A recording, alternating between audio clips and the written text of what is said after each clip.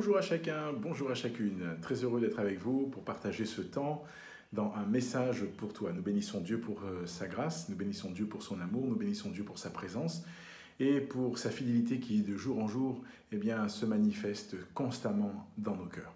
Je souhaite bien sûr la bienvenue à tous ceux et toutes celles qui nous rejoignent, et pour permettre à d'autres de se connecter, nous allons marquer dans quelques instants une très courte pause, et nous lirons juste après ça dans le livre du prophète Jérémie au chapitre 3 et au verset 12. Jérémie, chapitre 3, verset 12. À tout de suite.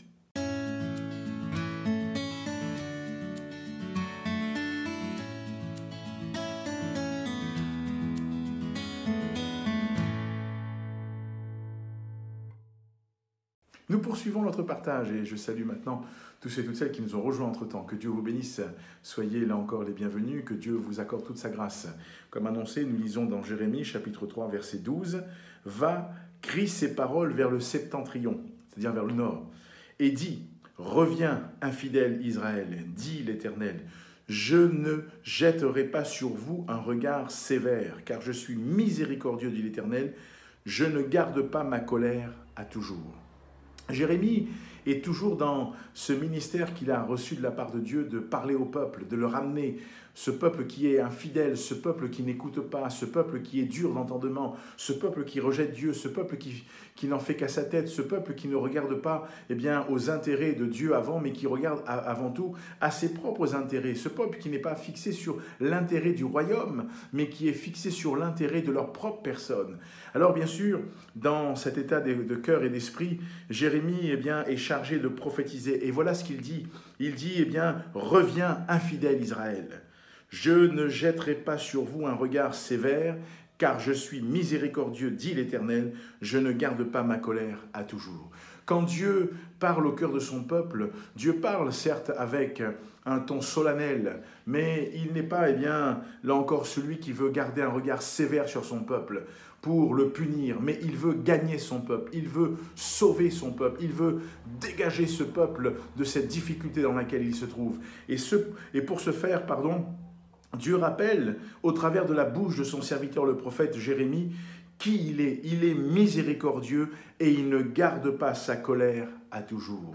Alors, peut-être qu'aujourd'hui, tu traverses des temps difficiles et tu as l'impression de fuir Dieu, tu as l'impression que dans ta situation, Dieu est en colère contre toi. Arrête de te méprendre, arrête de te tromper. Dieu dit, je ne jetterai pas sur vous un regard sévère, car je suis miséricordieux, dit l'Éternel, je ne garde pas ma colère à toujours.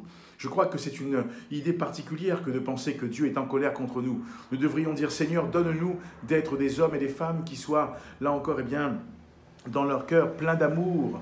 Parce que quand tu sais que tu as mal fait, que fais-tu? La première des choses, tu n'attends pas que Dieu te fasse entendre sa colère. Si colère il y a, tu te repens devant Dieu, tu demandes pardon à Dieu, tu t'humilies devant Dieu et tu cherches la face de Dieu. Voilà ce que Dieu veut. Mais Dieu nous rappelle une chose, il nous rappelle qui il est. Il est miséricordieux et il ne garde pas sa colère à toujours.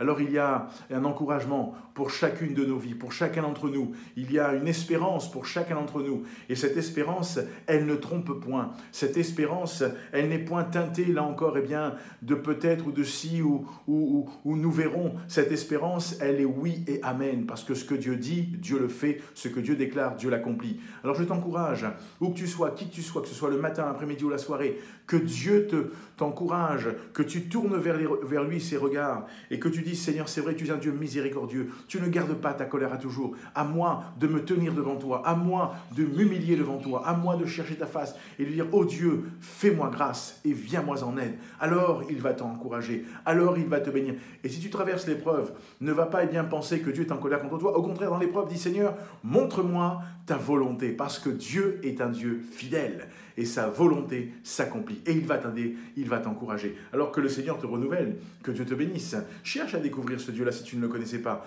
Nous avons un QR code qui s'affiche, une adresse. Tu peux flasher ou recopier. Tu seras ramené sur une page intitulée « Un guide pour la vie » en partenariat avec la CMM, tout à fait gratuit.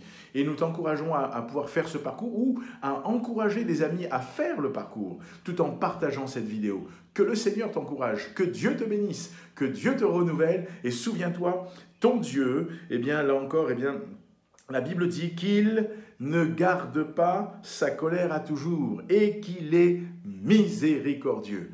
Que Dieu te garde, que Dieu te bénisse. À bientôt pour un message pour toi.